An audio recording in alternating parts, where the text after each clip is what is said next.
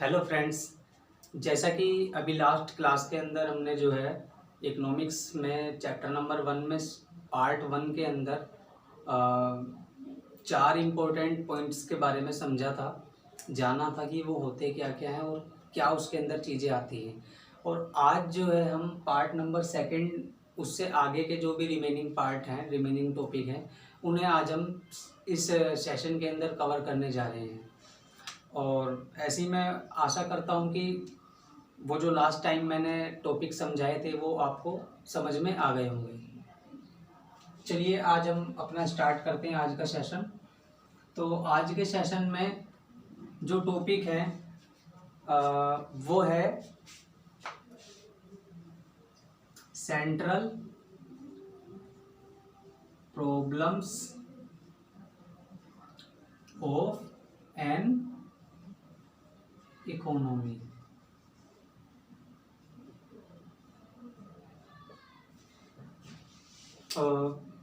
किसी भी इकोनॉमी के सामने कुछ ना कुछ सेंट्रल प्रॉब्लम्स हमेशा होती हैं, चाहे वो कैपिटलिस्ट टाइप की इकोनॉमी हो या सोशलिस्ट टाइप की इकोनॉमी हो या मिक्स टाइप की इकोनॉमी हो। कुछ सेंट्रल प्रॉब्लम्स या कह सकते हैं कि एक प्रकार से कि सेंट्रल एम है वो, जिनको ध्यान में रखकर सारी की सारी इकोनॉमी के अंदर प्रोडक्शन से रिलेटेड स्ट्रेटेजीज और जो पॉलिसीज होती हैं उन सब चीज़ों को ध्यान में रखा जाता है। तो ये सेंट्रल प्रॉब्लम्स जो होती हैं वो 3 प्रकार की होती हैं, और वो होती कौन कौन सी हैं उनके बारे में भी हम समझते हैं। इसमें जो है इसे अगर हम इस चार्ट के द्वारा अगर डिवाइड करने की कोशिश करें तो हम इसे ऐसे समझ सकते हैं। पहली जो होती है वो होती है व्हाट टू प्रोड्यूस, क्या उत्पादन करें।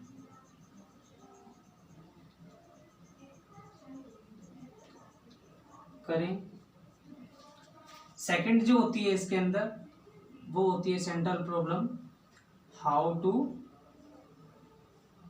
प्रोड्यूस,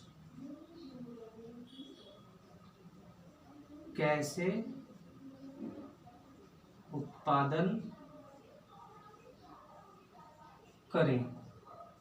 और जो थर्ड इसके अंदर सेंट्रल प्रॉब्लम्स के अंदर जो आता है पॉइंट, वो आता है फॉर होम टू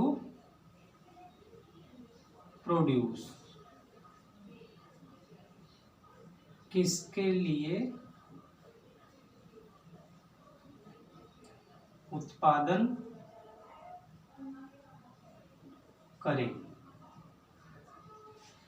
जो सेंट्रल प्रॉब्लम्स होती हैं वो ये 3 प्रकार की किसी भी इकोनॉमी के सामने प्रॉब्लम्स क्रिएट होती हैं। फर्स्ट जो प्रॉब्लम होती है वो होती है व्हाट टू प्रोड्यूस, कि क्या उत्पादन किया जाए, क्या हम ऐसा क्या प्रोडक्शन करें जिससे कि इकोनॉमी हमारी बैलेंस में रहे और उससे प्रॉफिट भी हो पाए और सारे ही जो हमारे एम्स एंड ऑब्जेक्टिव्स जो भी होते हैं इकोनॉमी के वो फुलफिल हो सके। इसके बाद जो है हाउ टू प्रोड्यूस, जो हमने अपने एम्स एंड ऑब्जेक्टिव सेट कर लिए इकोनॉमी के अंदर और हमने ये भी तय कर लिया और हमने ये भी डिसाइड कर लिया है कि हमें क्या उत्पादन करना है, तो उसके बाद जो भी समस्या आ रही है वो आ रही है कि कैसे उत्पादन करना है, हाउ टू प्रोड्यूस। ठीक है, उसके बाद जो है ये भी एक समस्या है, ये भी जो नेक्स्ट टाइम पे जो भी इसके आगे जो समस्या आती है वो यही है कि फॉर होम टू प्रोड्यूस। मान लीजिए मुझे जो है कि ये मार्कर बनाना है, मार्कर का मुझे प्रोडक्शन करना है, लेकिन मैं इस प्रोडक्शन को करने से पहले यही सोचूंगा कि मुझे ये बनाना किसके लिए है। जब तक इसका मुझे खरीदार या कंज्यूमर मुझे नहीं दिखाई देगा इकोनॉमी के अंदर, तो मैं इसका प्रोडक्शन कोशिश नहीं करूंगा, कि मैं ऐसी कोशिश नहीं करूंगा कि मैं इसका प्रोडक्शन करवा पाऊं। तो इसलिए एक इकोनॉमी के अंदर भी यही सोचा जाता है, एक सेंट्रल प्रॉब्लम्स जो है उसके अंदर एक ये भी आती है कि किसके लिए उत्पादन किया जाए। तो आइए अब हम जो है इन पॉइंट्स को जो है थोड़ा डिटेल में जानने की कोशिश करते हैं, जिससे कि आगे आने वाले समय में आप जो है उन्हें, यदि वो आपके क्वेश्चंस में ओरली आ जाए या वर्बली पूछ ले आपसे कोई या फिर रिटर्न में पूछ ले, तो आप उन्हें समझा सकें और बता सकें या लिख सके कह सकते हैं। तो सबसे पहले पॉइंट में हम करेंगे इसके अंदर सेंट्रल प्रॉब्लम्स के अंदर व्हाट टू प्रोड्यूस के बारे में। थोड़ी डिटेल की हम बात करते हैं यार। जो इसमें पहली प्रॉब्लम आ गई, कौन सी आ गई? व्हाट टू प्रोड्यूस, क्या उत्पादन करें। जैसे कि हमने अपनी फर्स्ट क्लास के अंदर भी ये बात की थी, हमने उसमें ये जाना था, और हम जानते हैं कि ह्यूमन वांट्स क्या होती हैं, वो क्या होती हैं, वो अनलिमिटेड होती हैं। ह्यूमन वांट्स के बारे में हमने उसमें बात की थी सेशन में, तो हमने वहाँ पे भी यही जाना था और पाया था कि जो ह्यूमन वांट्स होती हैं वो अनलिमिटेड होती हैं। जो हमारे रिसोर्सेज होते हैं वो क्या होते हैं? लिमिटेड। जैसे कि हमने ये जान लिया था अपने लास्ट सेशन के अंदर, और हमें ये नॉर्मल जो हमने जो है चीजें जानी थी कि ह्यूमन वांट्स क्या होती हैं, वो अनलिमिटेड होती हैं, और रिसोर्सेज क्या होते हैं? लिमिटेड। तब जाके तब क्या होता है उसके बाद एक इकोनॉमी में, जब इकोनॉमिक प्रॉब्लम के पॉइंट ऑफ व्यू से अगर हम इसे देखते हैं, तो नेक्स्ट स्टेप या जो नेक्स्ट समस्या हमारे सामने उत्पन्न होती है वो क्या होती है? वो इकोनॉमी हैज टू डिसाइड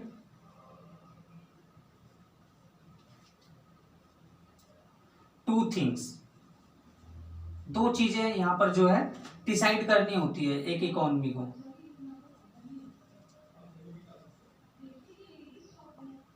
ठीक है, two things, economy has to decide two things. तो इसके अंदर पहली कौन सी चीज है जो इकोनॉमी को सोचना होता है या डिसाइड करना होता है? जो एक हमारे इस पॉइंट ऑफ व्यू के हिसाब से अगर हम देखा जाए कि व्हाट टू प्रोड्यूस, जो ये हमारी इकोनॉमिक प्रॉब्लम है, या कह सकते हैं कि सेंट्रल प्रॉब्लम्स है, उसके अंदर ही जो है हम, जो सबसे पहला पॉइंट आएगा, what goods oblique services to produce. क्या चीजें या क्या ऐसी सेवाओं का उत्पादन किया जाए जिनसे बेनिफिट हो सके। इसके बाद जो है, जो दूसरी डिसाइड करनी होती है चीज, वो एक इकोनॉमी को ये डिसाइड करनी होती है, इन व्हाट क्वांटिटी, कितनी मात्रा में।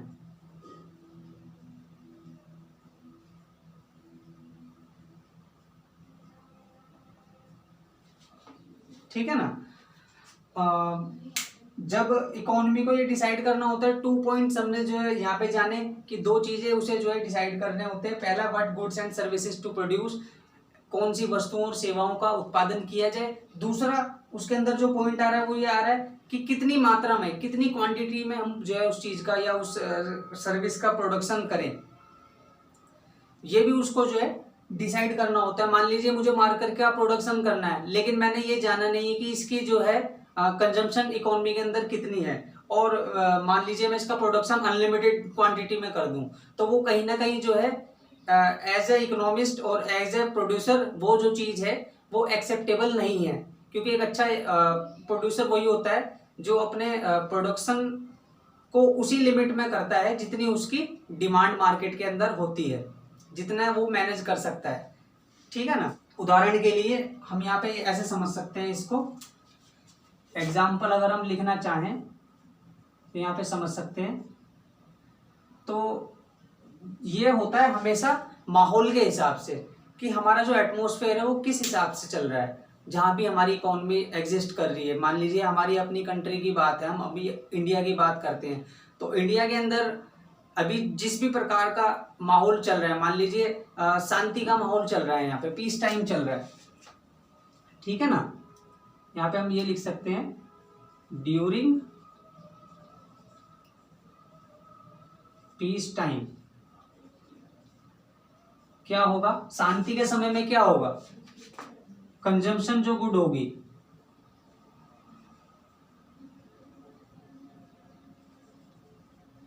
गुड्स या सर्विसेज इनका प्रोडक्शन होगा। और अगर यहाँ पर जो है पीस टाइम नहीं है, शांति का माहौल नहीं है, तो दूसरा माहौल क्या हो सकता है? वो कोई भी माहौल हो सकता है, वो कोई ट्रेजिडी भी हो सकती है, और वो हम ये भी कह सकते हैं कि डिजास्टर भी हो सकता है। साथ ही साथ हम यहाँ पे जो है साधारण जो है 2 ही एग्जांपल यहाँ पे लेके चल सकते हैं। एक शांति का समय, पीस टाइम है, और सेकंड जो हम इसमें ले सकते हैं एग्जांपल, यदि यहाँ पर जो है पीस टाइम की बात तो हमने कर ली, अगर यहाँ पे हम यहाँ पे लिख देते हैं ड्यूरिंग वॉर टाइम,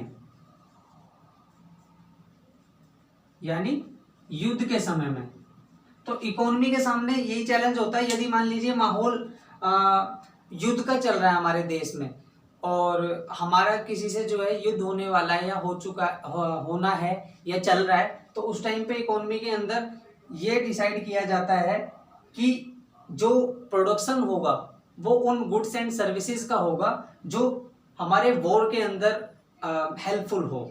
वॉर, क्योंकि हमारा जो वॉर के अंदर उद्देश्य क्या है, हमें वहां पे जो है विक्ट्री हासिल करनी है, जीत हासिल करनी है, तो इसलिए हमारी जो भी प्रोडक्शन होगा वो वॉर रिलेटेड होगा। वॉर तो वॉर गुड्स, तो यहाँ पे हम कह सकते हैं वॉर टाइम के अंदर क्या होगा, war goods like weapon are produced. ठीक है ना। अगर मान लीजिए युद्ध का माहौल है हमारे देश के अंदर या किसी भी इकोनॉमी के अंदर, तो वहां पर जो है यही डिसाइड किया जाएगा कि माहौल यदि युद्ध का है तो वहां पे जो भी प्रोडक्शन होगा और जो प्रोड्यूसर होगा वो कोशिश यही करेगा कि जो प्रोडक्शन हो वो वॉर गुड्स या सर्विस से रिलेटेड हो, जिससे कि उसकी कंजम्पशन उस टाइम के हिसाब से हो सके।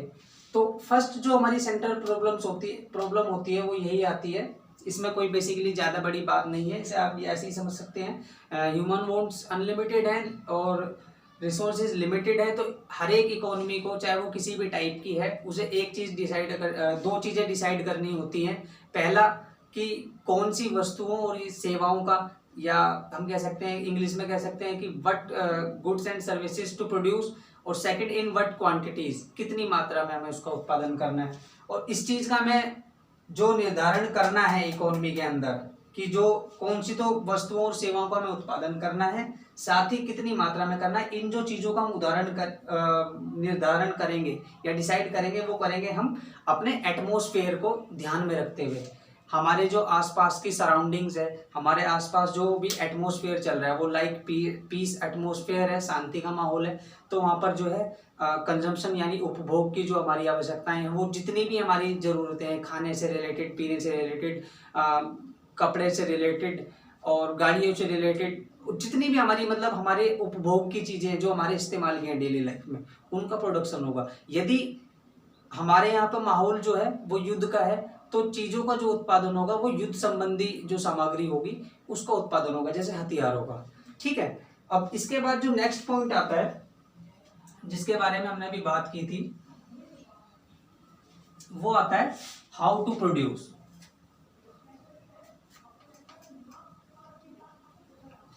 और ये सेकंड प्रॉब्लम भी होती है। व्हाट टू प्रोड्यूस तो हमने समझ ली, और सेकंड इसके अंदर जो इकोनॉमिक प्रॉब्लम होती है वो होती है हाउ टू प्रोड्यूस, या कैसे उत्पादन करें। सेकंड जो इकोनॉमिक प्रॉब्लम कह सकते हैं या सेंट्रल प्रॉब्लम कह सकते हैं इकोनॉमी की, वो होती है हाउ टू प्रोड्यूस। मान लीजिए हमने डिसाइड भी कर लिया कि अगर हमारे यहाँ पे पीस टाइम है तो हमें कंजम्पशन गुड्स का जो है प्रोडक्शन करना है, लेकिन उसके बाद जो प्रॉब्लम आती है, सेकंड प्रॉब्लम वो यही आती है कि हाउ टू प्रोडक्शन तो हमें करना है, लेकिन कैसे करें प्रोडक्शन, ऐसी क्या हम जो है टेक्निक इस्तेमाल करें जिससे कि प्रोडक्शन अच्छी तरीके से हो सके। वो हर प्रकार की इकोनॉमी अपनी अपनी जो भी उसकी एडवांटेज और डिसएडवांटेज वो लेके अपने साथ चल रही है, उन सभी चीज़ों को ध्यान में रखकर जो है कुल मिलाकर एक प्रकार से वो एक टेक्निक का डिसाइड करेगी एक टेक्निक को कि कौन सी टेक्निक का इस्तेमाल करके कैसे प्रोडक्शन किया जाए। तो ये जो बेसिकली जो ये प्रॉब्लम है, तो ये रिलेटेड जो है हम ऐसे भी समझ सकते हैं इसको, प्रॉब्लम रिलेटेड टू, ये किस चीज से रिलेटेड है प्रॉब्लम, ये है choice of technique of production. ठीक है ना। ये जो प्रॉब्लम रिलेटेड है हाउ टू प्रोड्यूस, कैसे उत्पादन करें अर्थव्यवस्था के अंदर, ये जो प्रॉब्लम हमारी रिलेटेड है ये है choice of technique of production. जो उत्पादन की तकनीक अपनाई जाए अर्थव्यवस्था के अंदर वो कैसी हो, उससे संबंधित है ये जो समस्या है। और हम जो है इस चीज को ऐसे भी समझ सकते हैं कि हमारे पास जो है, हमारे पास या कोई भी इस वर्ल्ड के अंदर जितने भी टाइप की इकोनॉमी है, चाहे वो कैपिटलिस्ट हो, चाहे सोशलिस्ट हो, चाहे मिक्स्ड इकोनॉमी हो, उनके अंदर सभी के पास जो है दो टाइप की प्रोडक्शन टेक्निक होती हैं। तो वो दो टाइप्स ऑफ प्रोडक्शन टेक्निक क्या हैं, तो टेक्निक ऑफ प्रोडक्शन हम यहाँ पे समझ सकते हैं। पहली जो टेक्निक ऑफ प्रोडक्शन जो है वो दो हैं हमारे पास। पहली तो है लेबर इंटेंसिव, लेबर इंटेंसिव, और जो सेकंड प्रॉब्लम है वो है कैपिटल इंटेंसिव। ठीक है, लेबर इंटेंसिव, इसमें हम इसे ऐसे भी समझ सकते हैं कि नाम में इसके पता चल रहा है लेबर से रिलेटेड है, यानी श्रम की बात हो रही है, यहाँ पर मेहनत की बात हो रही है, मजदूरी की बात हो रही है, लेबर की बात हो रही है ज़्यादा। और यहाँ पे हम जो है बात कर रहे हैं वो किस चीज़ की कर रहे हैं, कैपिटल की। तो यानी यहाँ पर जो है किस चीज़ की बात हो रही है, वो कैपिटल की बात हो रही है। मशीन से समझ सकते हो आप इसे, एमएससी, मशीन्स की बात हो रही है यहाँ पे। ठीक है ना, टेक्नोलॉजी की इस्तेमाल, मशीन्स टेक्नोलॉजी की बात हो रही है।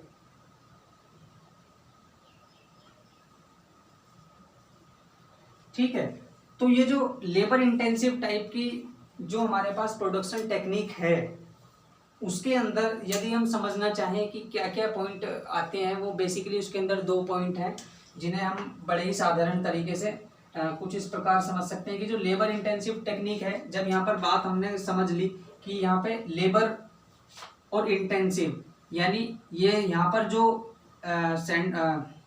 सेंट्रल पॉइंट है प्रोडक्शन की टेक्निक का, वो कौन है, लेबर।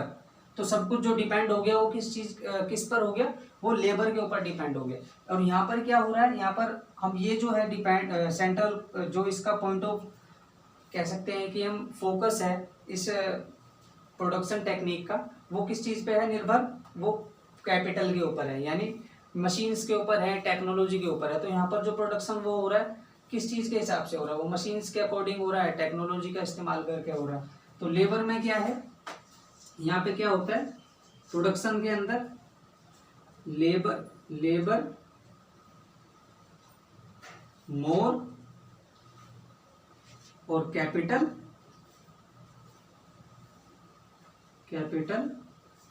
लेस। ठीक है, लेबर तो यहाँ पर ज्यादा इस्तेमाल की जा रही है, लेकिन जो कैपिटल है वो बहुत ही कम, या फिर ऐसा कह सकते हैं कि की ही नहीं जा रही। ठीक है, और इस प्रकार की जो, और यहाँ पे भी समझ लेते हैं, चलो नेक्स्ट पॉइंट पे हम दोनों का साथ जाएंगे।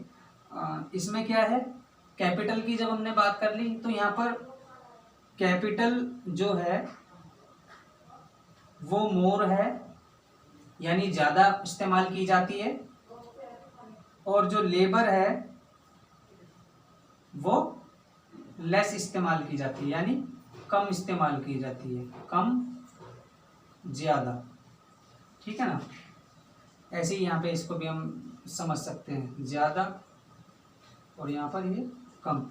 अब इसके बाद जो पॉइंट आता है भाई, ये जो labour intensive technique of production है, इसका इस्तेमाल कर कौन रहा है? इसका इस्तेमाल वो देश कर रहे हैं जिनकी जो जनसंख्या है या पॉपुलेशन है वो बहुत अधिक है। जैसे कि अपना देश भारत, हमारी जो इंडिया है वहाँ पे भी पॉपुलेशन है बहुत ज़्यादा है।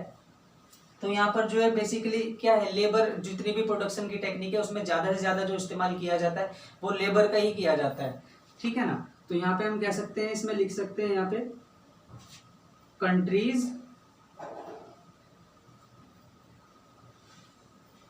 जो जिनकी जो है हाई पॉपुलेशन है, ठीक है ना। और इसका जो इस्तेमाल कर रहा है कैपिटल इंटेंसिव का, वो कौन कर रहा है? वो कर रहा है जिनकी पॉपुलेशन, कंट्रीज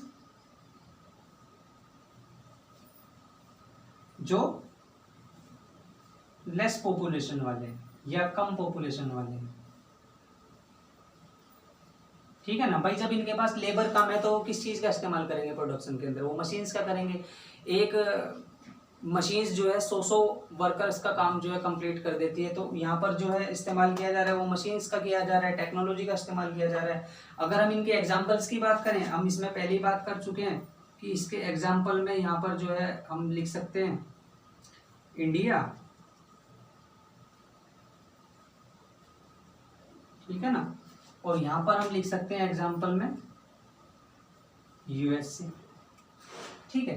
तो बेसिकली जो second central problem of an economy है वो हाउ टू प्रोड्यूस, उसके अंदर क्या है, वो प्रॉब्लम रिलेटेड किस चीज़ से है? Choice of technique of production से, उत्पादन की जो तकनीक है उसके चुनाव से संबंधित है ये समस्या। और हमारे पास जो है इकोनॉमी के अंदर दो प्रकार की, चाहे वो कितनी वर्ल्ड के अंदर किसी भी टाइप की इकोनॉमी हो, सभी के पास दो ही टाइप की टेक्नोलॉजी है, प्रोडक्शन की टेक्निक है। एक तो labour intensive, second capital intensive. Labour intensive में क्या हो रहा है, यहाँ पे लेबर से ही पता चल रहा है, श्रम की बात हो रही है, मेहनत की बात हो रही है।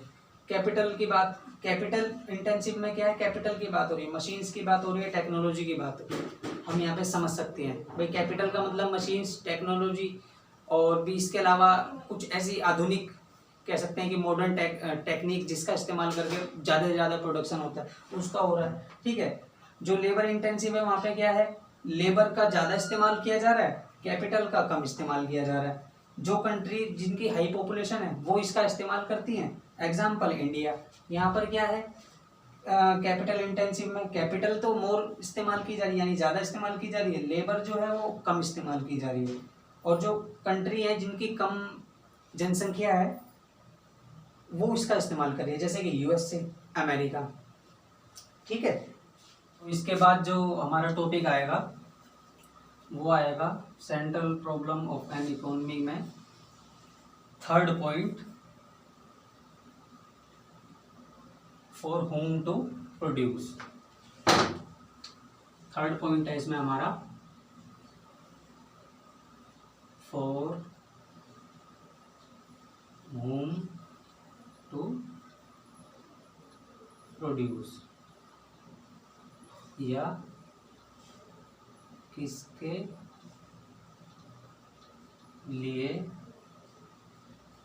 उत्पादन करें।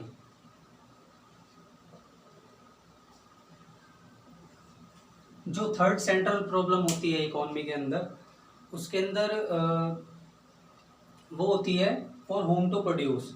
और यदि हम जनरली इस बात को अगर किसी से भी पूछते हैं कि किसके लिए उत्पादन किया जाए, तो जनरली हमारा जो आंसर होगा वो ये होगा कि जिसको उसकी ज़रूरत है। लेकिन यहाँ इकोनॉमिक्स के टर्म के अंदर, इकोनॉमिक्स सब्जेक्ट के अंदर, यहाँ पर ज़रूरत का होना ही काफ़ी नहीं है। यहाँ पर ज़रूरत के होने के साथ साथ परचेजिंग पावर भी तो होनी चाहिए कंज्यूमर के अंदर। मान लीजिए आपको तो उस चीज़ की ज़रूरत है लेकिन आप जो है उसे परचेज नहीं कर सकते, तो जब तक आपके अंदर परचेजिंग पावर नहीं होगी, रिसोर्सेज आपके पास नहीं होंगे, तो आप कैसे किसी भी गुड या सर्विस का जो है उसे कंज्यूम कर सकते हैं, उसका इस्तेमाल नहीं कर सकते। तो बेसिकली ये जो प्रॉब्लम है ये रिलेटेड जो है प्रॉब्लम रिलेटेड टू, बेसिकली ये जो प्रॉब्लम रिलेटेड है ये है डिस्ट्रीब्यूशन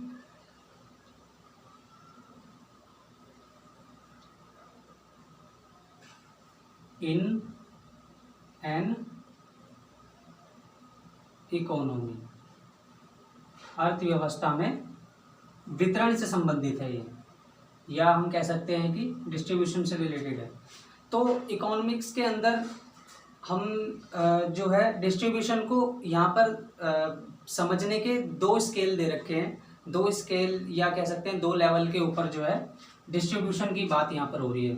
तो जो उसमें फर्स्ट पॉइंट है वो पॉइंट है डिस्ट्रीब्यूशन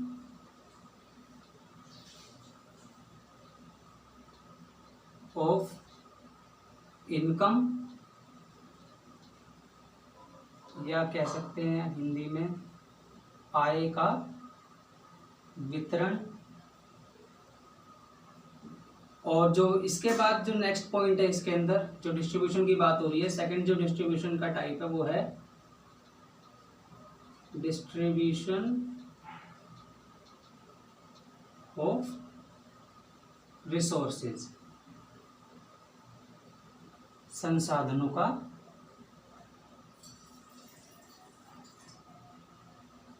वितरण।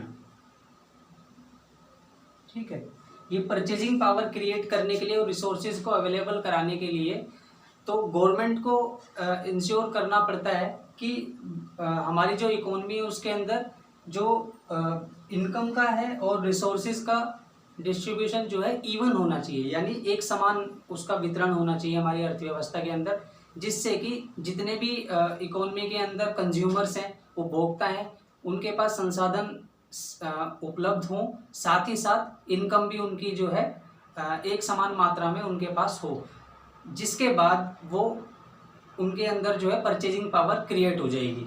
तो गवर्नमेंट को यहाँ पर इंश्योर करना होता है। तो हम यहाँ पे सिंपल सी एक लाइन लिख सकते हैं, गवर्नमेंट क्या करती है, यहाँ पे इंश्योर करती है, गवर्नमेंट इंश्योर क्या, इवन या कह सकते हैं इक्वल डिस्ट्रीब्यूशन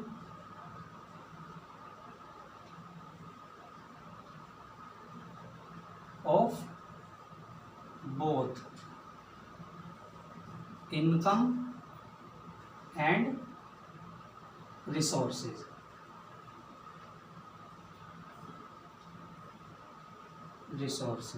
ठीक है, गवर्नमेंट इंश्योर करती है कि जो ये इनकम है हमारी इकोनॉमी के अंदर और जो रिसोर्सेज हैं उनका इवन या इक्वल डिस्ट्रीब्यूशन इकोनॉमी के अंदर होना चाहिए, जिससे कि कंज्यूमर है उनके अंदर परचेजिंग पावर क्रिएट हो सके, साथ ही साथ उनके पास इतने रिसोर्सेज भी अवेलेबल हों जिससे कि वो प्रोडक्शन जो किया जा रहा है किसी भी गुड या सर्विस का, उसके लिए वो कैपेबल हो पाए उसका कंजम्पशन करने के लिए। फॉर एग्जांपल हम एक समझ सकते हैं बात, मान लीजिए हम बात प्रोड्यूसर जो है प्रोडक्शन करता है वाइट वॉश बनाने की कंपनी का या पेंट बनाने की कंपनी का। तो पहली तो बात ये कि जब वो पेंट को खरीदेगा कब, वो तब खरीदेगा जब उसके पास इनकम का सोर्स होगा। चलिए इनकम का भी सोर्स उसके पास अवेलेबल है, लेकिन उसके साथ साथ में उसके पास रिसोर्स भी होना चाहिए। जैसे कि पेंट का इस्तेमाल वो कहाँ करेगा, पेंट को वो खा नहीं सकता, पी नहीं सकता, कहीं इधर उधर वो लगा नहीं सकता। पेंट का इस्तेमाल वो जो जनरली अपने घर के अंदर करेगा या ऑफिस के अंदर करेगा या फैक्ट्री के अंदर करेगा, यानी कुल मिला के एक प्रकार से रिसोर्स उसके पास क्या हो गया यहाँ पर, घर, फैक्ट्री, हाउस कह सकते हैं, ऑफिस कह सकते हैं, कुछ भी कह सकते हैं। तो एक तो संसाधन और साथ ही साथ इनकम, इन दोनों को ही जो है कंबाइन कर दिया जाएगा, उसका इक्वल डिस्ट्रीब्यूशन किया जाए, जिसके बाद परचेजिंग पावर क्रिएट होगी। ठीक है, फिर उसके बाद फाइनल डिसीजन ये लिया जाता है।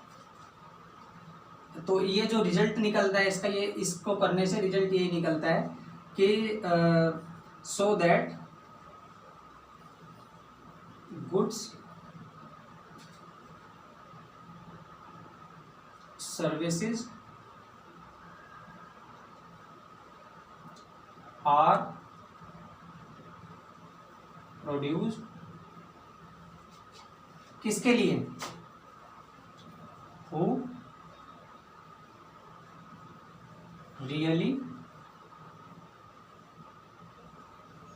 नीड देम, ठीक है, उनको ज़रूरत है, लेकिन ज़रूरत के साथ साथ वहाँ पे गवर्नमेंट ने इंश्योर कर दिया है कि रिसोर्सेज का और इनकम का जो है वहाँ पर इवन डिस्ट्रीब्यूशन हो या इक्वल डिस्ट्रीब्यूशन हो, जिसके साथ ही हमारी ये जो थर्ड प्रॉब्लम होती है central problem of an economy के अंदर फॉर होम टू प्रोड्यूस, किसके लिए उत्पादन किया जाए, तो हमें यहाँ पे इस चीज़ का भी समाधान मिल जाता है कि जो ये जो उत्पादन किया जाएगा ये वास्तव में उनके लिए किया जाएगा जिनके पास रिसोर्सेज भी हों, साथ ही साथ परचेजिंग पावर के लिए इनकम भी हो, उसके बाद ही उनके लिए हम उत्पादन कर सकते हैं। मान लीजिए मुझे किसी चीज़ की ज़रूरत है, लेकिन मान लीजिए मुझे भी मार्कर की ज़रूरत है, लेकिन मेरे पास इनकम का कोई सोर्स नहीं है, मेरे पास पैसा नहीं है, तो मैं कैसे खरीद सकता हूँ इसको।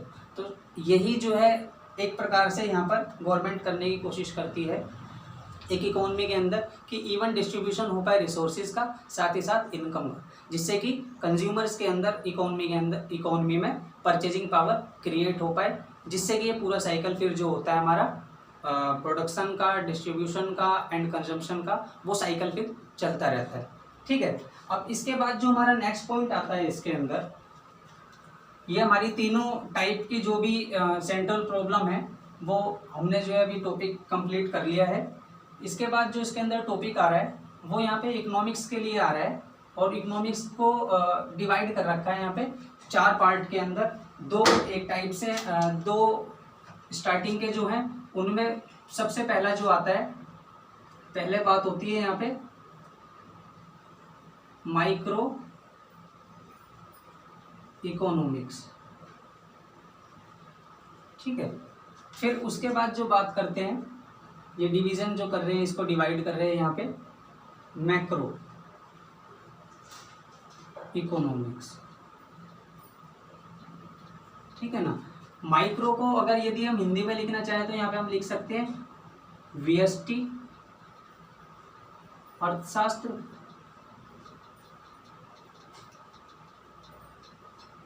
और मैक्रो को लिख सकते हैं समष्टि अर्थशास्त्र, ठीक है ना। तो ये जो माइक्रो और मैक्रो की यहाँ पे जो बात हो रही है, ये एक प्रकार से हम कह सकते हैं सिंपली ये इसको डिवाइड कर दिया गया है इकोनॉमिक्स को 2 टर्म के अंदर, माइक्रो एंड मैक्रो को। जो जैसे कि ये हमारी 11th क्लास में माइक्रो इकोनॉमिक्स के नाम से बुक लगी हुई है, और 11th में जो ये भी माइक्रो इकोनॉमिक्स लगी हुई है, 12th में जो है इसका जो है ऑपोजिट पार्ट जो है वो मैक्रो इकोनॉमिक्स। तो यदि अभी आप जो है यहाँ पे जो है माइक्रो इकोनॉमिक्स पढ़ रहे हैं, 12th क्लास में आप जब स्टडी करेंगे तो वहाँ पे मैक्रो इकोनॉमिक्स पढ़ी जाएगी। तो वास्तव में ये क्या है, इनके बीच का हमें डिफरेंस बताना है। इसके अंदर मुश्किल से दो नंबर या 3 नंबर का ये क्वेश्चन आ सकता है, या कभी कभार यूटी या क्लास टेस्ट वगैरह में भी इसकी पूछ जाती है। बाकी जो है ये आपको जानना जरूरी है कि माइक्रो इकोनॉमिक्स क्या होता है। ये बेसिकली जो है इट स्टडी ये जो अध्ययन करता है, किसका करता है, इंडिविजुअल कंज्यूमर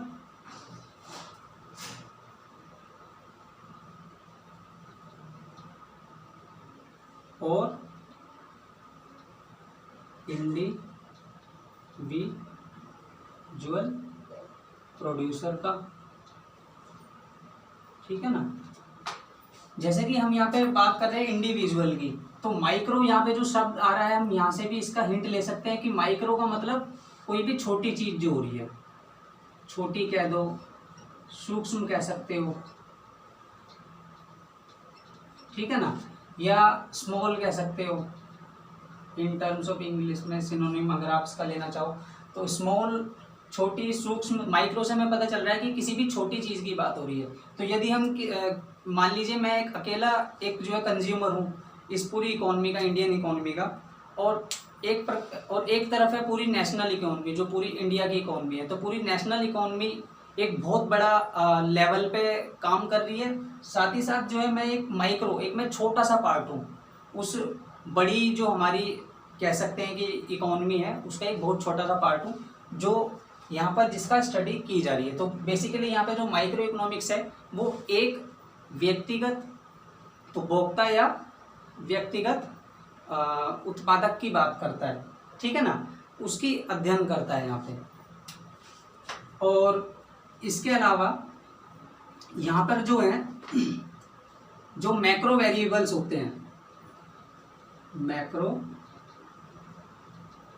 वेरिएबल्स जो होते हैं, मैक्रो वेरिएबल मतलब जो भी चीज़ें, जैसे कि यहाँ पे हम कह सकते हैं नेशनल इनकम या हम कह सकते हैं जीडीपी नेशनल की नेशन की, ठीक है, जो बड़ी पूरे के पूरे देश के लेवल पे या कह सकते हैं कंट्री के लेवल पे जो भी चीज़ एक बड़े लेवल पे काम कर रही है पूरे अपने जो आकार के अंदर, वो यहाँ पर जो वेरिएबल हैं मैक्रो जो इसके वेरिएबल हैं वो यहाँ पर क्या होंगे,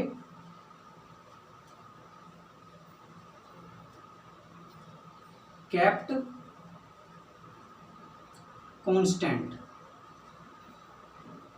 मतलब स्थिर रहेंगे। यहाँ पर जो मैक्रो वेरिएबल हैं वो स्थिर रहेंगे, उनका यहाँ पर किसी भी प्रकार का इस्तेमाल नहीं होता। और वो जो वेरिएबल होते हैं यानी हम इन्हें वेरिएबल को हिंदी में चर बोलते हैं, और वो यहाँ पर जो है स्थिर रहते हैं। इस प्रकार की ये जो हमारी माइक्रो इकोनॉमिक्स है इन वेरिएबल्स का यहाँ पर स्टडी नहीं किया जाता, ये यहाँ पर कांस्टेंट रहते हैं, ना ही इनके अंदर कोई हम चेंजेस कर सकते हैं। अगर हम इसमें बात करें एग्जाम्पल की, ठीक है, तो इसमें हम बात कर सकते हैं एग्जाम्पल में, एग्जाम्पल यहाँ पे हो सकता है इंडिविजुअल इनकम और इंडिविजुअल आउटपुट, या हम उत्पादन भी कह सकते हैं इसको, ठीक है ना। अब बात करते हैं हम यहाँ पर जो है मैक्रो इकोनॉमिक्स की। मैक्रो इकोनॉमिक्स के अंदर जो है स्टडी किस चीज़ की होती है, जैसे कि हमने यहाँ पे बात करी कि यहाँ पर जो है इंडिविजुअल कंज्यूमर और इंडिविजुअल प्रोड्यूसर की बात हो रही है, यानी एक कंज्यूमर या फिर किसी एक प्रोड्यूसर की बात हो रही है। यहाँ पर क्या होता है, यहाँ पर सभी जितने भी इकोनॉमी के अंदर प्रोड्यूसर और कंज्यूमर है उन सभी का एग्रीगेट कर दिया, एडिशन हमने यहाँ पे कर दिया, सबमिशन कर दिया, उन सभी को एक यूनिट मानकर यहाँ पर जो है उसकी स्टडी करते हैं। तो हम यहाँ पे कह सकते हैं इसको इट स्टडी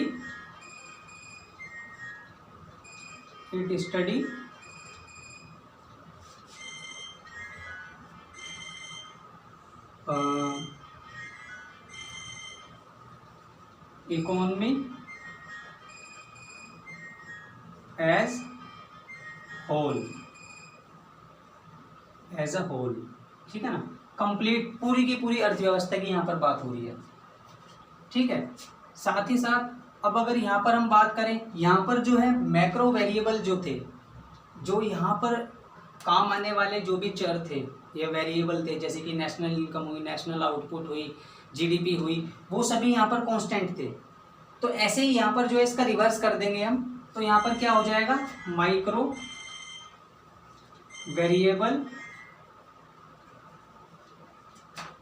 वेरिएबल क्या होंगे, केप्ट कांस्टेंट। यानी यहाँ पर जो भी, जैसे कि एग्जांपल में हम इंडिविजुअल कंज्यूमर और इंडिविजुअल प्रोड्यूसर की आउटपुट और इंडिविजुअल कंज्यूमर की जो है इनकम यहाँ पर कांस्टेंट रहेगी।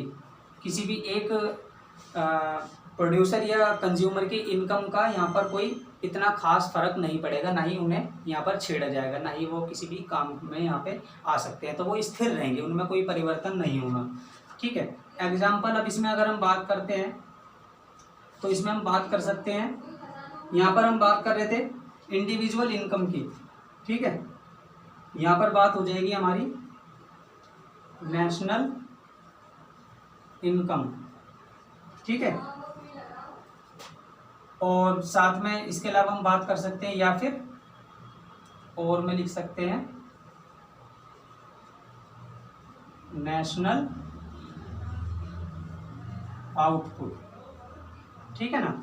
तो कुल मिलाकर जो है माइक्रो इकोनॉमिक्स और मैक्रो इकोनॉमिक्स का जो डिफरेंस है बेसिकली वो यही है, 1 या 2 नंबर में ये कभी भी पूछा जा सकता है। तो आप जो है वहाँ पे इतनी चीज़ें वहाँ पर बता सकते हैं, वर्बली भी, रिटर्न में भी, ठीक है ना। इसके साथ ही जो है यहाँ पे अब हमारे पास जो नेक्स्ट पॉइंट आता है, और हाँ यहाँ पे भी जैसे कि मैंने की पॉइंट आपको बताया, माइक्रो मतलब कोई छोटी चीज़, स्मॉल छोटी सूक्ष्म हम कह सकते हैं। ऐसे ही यहाँ पे जो है मैक्रो जो है, जो मैक्रो है ये एक बहुत बड़ा वर्ड है, ठीक है ना। तो इसे आप बिग भी बिग कह सकते हो, ठीक है, बड़ा कह सकते हो, ठीक है। तो आप इसको इस प्रकार भी समझ सकते हैं, जहाँ पे भी बात मैक्रो की हो तो वहाँ पे समझ लेना किसी बिग या फिर जो है किसी बड़ी चीज़ की बात हो रही है। और बड़ी यहाँ पर इकोनॉमिक्स की टर्म में इस पॉइंट के लिए क्या है, वो मैक्रो इकोनॉमिक्स की बात हो रही है, जहाँ पर पूरे ही कंट्री की इकोनॉमी को एक इकाई माना जा रहा है, एक यूनिट माना जा रहा है। और माइक्रो में क्या है, एक एक इंडिविजुअल कंज्यूमर और एक एक इंडिविजुअल प्रोड्यूसर, कंज्यूमर की इनकम, प्रोड्यूसर की प्रोडक्शन, उनको यहाँ पर जो है स्टडी किया जाता है। तो कुल मिलाकर जो है इन दोनों के बीच का डिफरेंस यही है, ठीक है। अब इसके बाद जो नेक्स्ट पॉइंट आता है, और वो हमारे इस चैप्टर का लास्ट पॉइंट भी होने वाला है। अभी तक हम जो है अपने इस चैप्टर के सेकंड लास्ट पॉइंट तक कंप्लीट कर चुके हैं। आशा कर रहा हूँ मैं जो है आपको समझ में आ रहा होगा। अब इसके बाद जो नेक्स्ट पॉइंट, या फिर हम कह सकते हैं इस चैप्टर का जो लास्ट टॉपिक है, वो है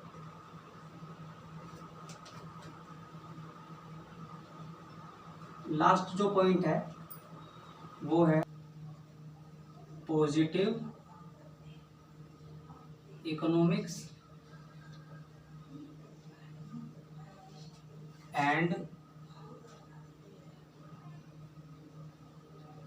नॉर्मेटिव या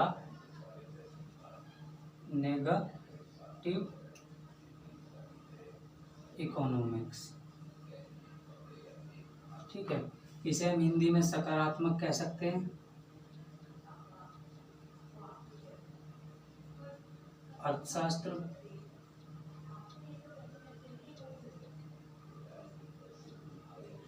और इसे नॉर्मेटिव या नेगेटिव इकोनॉमिक्स को हम लिख सकते हैं निर्देशात्मक।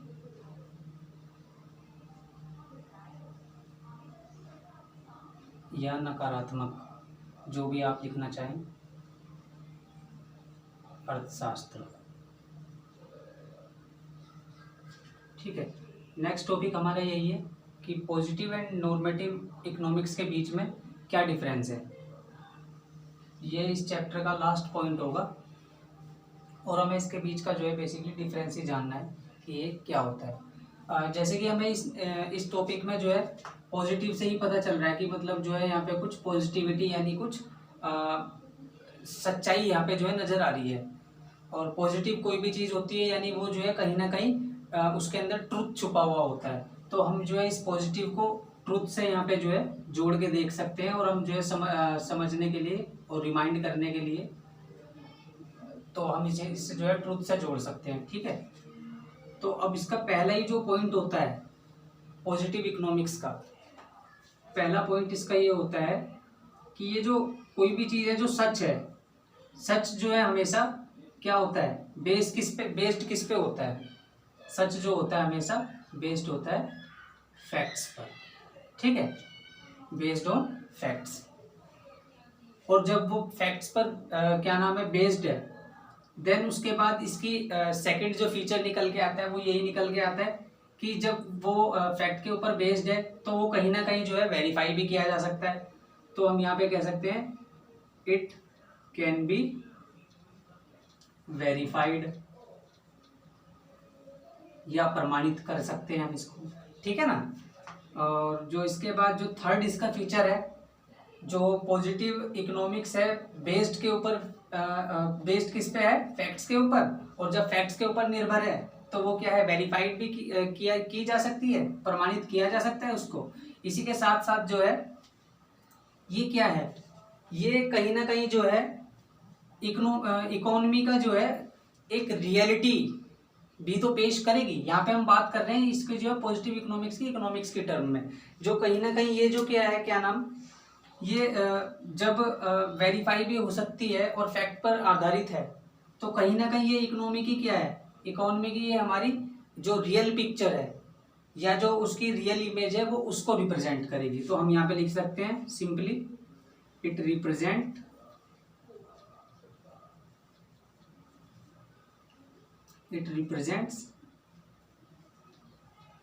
Real picture of an economy. ठीक है, ये इस चीज को रियल पिक्चर जो है इकोनॉमी के रिप्रेजेंट करती है। इसी के साथ जो इसका लास्ट पॉइंट बचता है, लास्ट ये इसलिए बचता है, ये जब किसी भी इकोनॉमी का रियल इमेज को अगर ये रिप्रेजेंट कर रही है तो वो कहीं ना कहीं जो चीज इकोनॉमी के अंदर जैसी है वो उसको कहीं ना कहीं वैसा ही रिप्रेजेंट कर रही है। तो फिर यहाँ पर हम इसमें एक पॉइंट और लिख सकते हैं, एक पॉइंट और यहाँ पे हम इसमें जोड़ सकते हैं समझने के लिए, और वो आप उसे वर्बली भी कह सकते हैं, रिटन में भी। थिंग्स एज दे आर, यानी जो चीजें इकोनॉमी के अंदर जैसी हैं, जिस स्टेट के अंदर हैं, जिस स्टेज पे हैं, जिस लेवल पे हैं, वो ये यदि हम पॉजिटिव इकोनॉमिक्स के अंदर उसको इंक्लूड करते हैं और उसके टर्म्स में अगर हम उसे जानते हैं तो वो कहीं ना कहीं उन चीज़ों को वैसा ही प्रदर्शित करेगी, वैसा ही शो करेगी जैसा वो रिप्रेजेंट हो रही है। ठीक है, ये तो हो गया हमारा पॉजिटिव इकोनॉमिक्स। अब हम बात करते हैं नॉर्मेटिव या नेगेटिव इकोनॉमिक्स की। जैसे कि यहाँ से जो है नाम से ही पता चल रहा है कि नेगेटिविटी की थोड़ी सी बात हो रही है यहाँ पे। ठीक है, नेगेटिविटी कह सकते हो, नेगेटिविटी से जोड़ सकते हो नॉर्मेटिव। यहाँ पे जो नॉर्मेटिव ये जो वर्ड लिया गया है, ठीक है, ये नॉर्मेटिव कहीं ना कहीं आप इसको जोड़ सकते हो डायरेक्शन से, डायरेक्शन। ठीक है, इस नॉर्मेटिव को आप डायरेक्शन से जोड़ सकते हो। हिंदी में आप इसे यहाँ पे जो है ऐसे भी लिख सकते हो, दिशा। ठीक है, और ये जो है जब यहाँ पे नॉर्मेटिव इकोनॉमिक्स की बात हो रही है, यहाँ पर ये क्या है पॉजिटिव में, ये बेस्ड किस पे है, फैक्ट्स पर। तो ये क्या होगा, does not based on facts. तो इसका पहला जो पॉइंट हो गया वो यही हो गया, does not based on facts. ठीक है, ये जो है फैक्ट्स पर बेस्ड नहीं होता।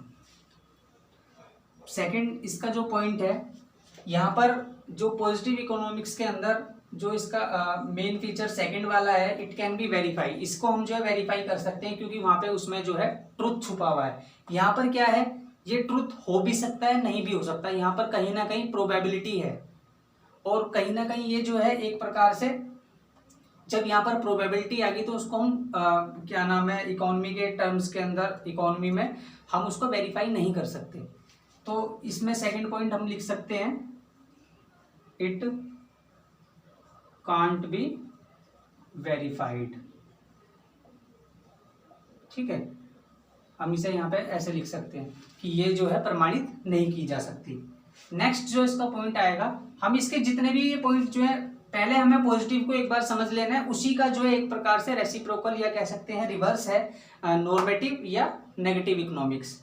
ठीक है, हिंदी में सकारात्मक अर्थशास्त्र इसको बोलेंगे और इधर जो है नॉर्मेटिव को निर्देशात्मक अर्थशास्त्र। यदि आप हिंदी में पढ़ रहे हैं तो आपको जो है हिंदी से ही समझ में आ जाएगा कि यहाँ पे कहीं ना कहीं ये निर्देश की बात कर रहा है। ठीक है, ये निर्देश की बात कर रहा है, निर्देश यानी डायरेक्शन दी जा रही है किसी न किसी प्रकार से। ये क्या है, it represent real picture of an economy. ये इकोनॉमी की जैसी उसकी पिक्चर है उसी को शो कर रहा है, उसी को रिप्रेजेंट कर रहा है। लेकिन यहाँ पर ये क्या कर रहा है, ये तो रियलिटी को शो कर रहा है। यहाँ पर ये क्या है, इट शोज या रिप्रेजेंट, जब ये वेरीफाई नहीं की जा सकती तो ये कहीं ना कहीं किस चीज को शो कर रहा है, किस चीज को रिप्रेजेंट कर रहा है, ये शो कर रहा है एक प्रकार से फ्यूचर प्लानिंग को, फ्यूचर प्लानिंग। ये फ्यूचर प्लानिंग को रिप्रेजेंट कर रहा है। जैसे मान लीजिए मैं यदि अभी जो है कोई रेजोल्यूशन लेता हूँ और मैं सोचता हूँ कि नेक्स्ट ईयर मैं जो है कोई भी पर्टिकुलर काम है उसको मैं करना छोड़ दूंगा या जो है मैं उस चीज़ को अपना लूंगा, लेकिन वो कहीं ना कहीं वेरीफाई तो नहीं हो सकता ना। फ्यूचर में क्या होगा क्या नहीं होगा उस चीज़ के बारे में हमारे पास कोई फैक्ट्स नहीं है, कोई वो जो है बात तय नहीं है कि वो जो काम आप सोच रहे हो वो होना ही होना है। ठीक है, तो इसलिए ये जो नॉर्मेटिव या नेगेटिव इकोनॉमिक्स है ये कहीं ना कहीं हमारी इकोनॉमी की जो शो कर रहा है, ये फ्यूचर प्लानिंग को शो कर रहा है। जैसे कि हमारा जब बजट पेश होता है हमेशा जो है, तो फाइनेंस मिनिस्टर क्या है, वो एक प्रकार से नॉर्मेटिव इकोनॉमिक्स की टर्म में आप उसको एग्जाम्पल के तौर पे समझ सकते हो कि वो कहते हैं कि आने वाले 2020-21 या 22-23 तक जो है भारत के अंदर इतने लाख लोगों के पास घर होगा। ये बात क्या नाम है तय नहीं है कि इतने सारे लोगों के पास घर वास्तव में हो भी पाएगा, वो तो टर्म्स एंड कंडीशंस के ऊपर डिपेंड करेगा और समय के ऊपर निर्भर करेगा। ठीक, अब जो इसका लास्ट पॉइंट जो बचता है यहाँ पर, थिंग्स एज दे आर, ये क्या बता रहा है, ये तो वैसा बता रहा है, मान लीजिए कोई चीज गलत है तो गलत और सही है तो सही। इकोनॉमी के अंदर ये बता रहा है कि यदि कोई चीज गलत है इकोनॉमी में तो वो वैसी नहीं होनी चाहिए, और अगर कोई सही है तो उसके अंदर क्या होना चाहिए, इंप्रूवमेंट होना चाहिए या नहीं होना चाहिए, कुछ इस प्रकार से वो चीजों को बता रहा है। तो हम यहाँ पे लिख सकते हैं, ये कह रहा है things as they should be, चीजों को कैसा होना चाहिए, ये कह रहा है चाहिए, यहाँ पे ऐसी चीजों को होना चाहिए, और यहाँ पर जैसा है, जैसा है। तो कुल मिलाकर जो बेसिक डिफरेंस है पॉजिटिव इकोनॉमिक्स और नॉर्मेटिव इकोनॉमिक्स के बीच में वो यही है। पॉजिटिव में यदि आपसे पूछने के लिए आ जाए तो आप उसमें सिंपली जो है 3 से 4 लाइन यही बता सकते हैं कि पॉजिटिव जो है बेस्ड होता है फैक्ट्स के ऊपर, और ये जो है वेरीफाई किया जा सकता है, साथ ही साथ ये जो रिप्रेजेंट करता है हमारी इकोनॉमी के रियल पिक्चर को रिप्रेजेंट करता है, और लास्ट में हम इसमें पॉइंट कह सकते हैं कि ये इकोनॉमी की जो चीज़ें जैसी हैं उसको वैसा ही बता रहा है, वैसा ही मतलब दिखा रहा है, दिखाता है। और नॉर्मेटिव इकोनॉमिक्स या निर्देशात्मक अर्थशास्त्र के अंदर ये फैक्ट्स के ऊपर निर्भर नहीं होता, क्या नाम है, बेस्ड नहीं होता, इट कांट बी वेरीफाइड, इसे जो है सत्यापित या प्रमाणित नहीं किया जा सकता, वेरीफाई नहीं किया जा सकता। It shows represents future planning, ये कहीं ना कहीं भविष्य की जो योजना बनाई जा रही है उसको रिप्रेजेंट करता है। और लास्ट इसका जो पॉइंट है, things as they should be, जैसी चीज़ों को होना चाहिए, ये एक प्रकार से यहाँ पे निश्चित नहीं है। कोई भी चीज़ मैं कह सकता हूँ कि समाज को हमेशा अच्छा ही होना चाहिए, और वास्तव में सभी चाहते हैं अच्छा होना चाहिए, लेकिन वो आप भी जानते हैं और मैं भी जानता हूँ, ठीक है ना। तो चाह तो हम कुछ भी सकते हैं, लेकिन जो रियलिटी हमारे सामने है हमें उस चीज़ को मानना होता है। तो कुल मिला के हमारी जो इकोनॉमिक्स की ये चैप्टर नंबर 1 था, इंट्रोडक्शन टू माइक्रो इकोनॉमिक्स, उसके अंदर बेसिकली ये 7 से 8 टॉपिक थे, और इन्हीं के अंदर से जो है इम्पोर्टेंट जो क्वेश्चंस बनते हैं वो यहीं से ही आते हैं। और बेसिकली जो इसमें क्वेश्चंस वगैरह बन सकते हैं तो वो बन सकते हैं जो मैंने बताया आपको, central problems of an economy, उसके अंदर से बन सकते हैं, और या फिर बन सकते हैं टाइप्स ऑफ इकोनॉमी, स्केर्सिटी या फिर इकोनॉमी या इकोनॉमिक्स, या फिर ये हम कह सकते हैं कि पॉजिटिव और नॉर्मेटिव, साथ ही साथ माइक्रो और मैक्रो, ये जो जितने भी पॉइंट है इनमें से शॉर्ट क्वेश्चन बन सकते हैं 1 या 2 मार्क्स के। ठीक है, मैं आशा करता हूँ कि आपको जो है मेरे ये जो हमने कंटेंट अभी समझ में आ गया होगा। यदि आपको अभी तक के कंटेंट में कोई भी समस्या आ रही है तो आप कमेंट सेक्शन में कमेंट करके हमें बता सकते हैं। साथ ही साथ आपको यदि लगता है कि हमारे ये जो हमने कंटेंट आपके सामने पेश किया है आपको यदि पसंद आ रहा है तो आप उसे जो है लाइक भी कर सकते हैं यदि आप करना चाहें, और सब्सक्राइब करना चाहें तो सब्सक्राइब भी कर सकते हैं। ये सब आपके ऊपर डिपेंड करता है, यदि आपको अच्छा लगे तो। ठीक है, तो अभी तक जो है हमारी इकोनॉमिक्स का चैप्टर नंबर 1 कंप्लीट हो गया है। नेक्स्ट वीडियो में हम जो है चैप्टर नंबर 2 के बारे में बातें करेंगे, उसे जो है समझने का प्रयास करेंगे। मेरी कोशिश हमेशा यही रहती है कि जितना सिंपल टू सिंपलेस्ट चीज़ों को किया जाए, जितना जनरल टू स्पेसिफिक चीज़ों को समझाया जाए, उतना ही समझ में थोड़ा आसानी से आता है, जल्दी आता है। ठीक है, थैंक यू सो मच।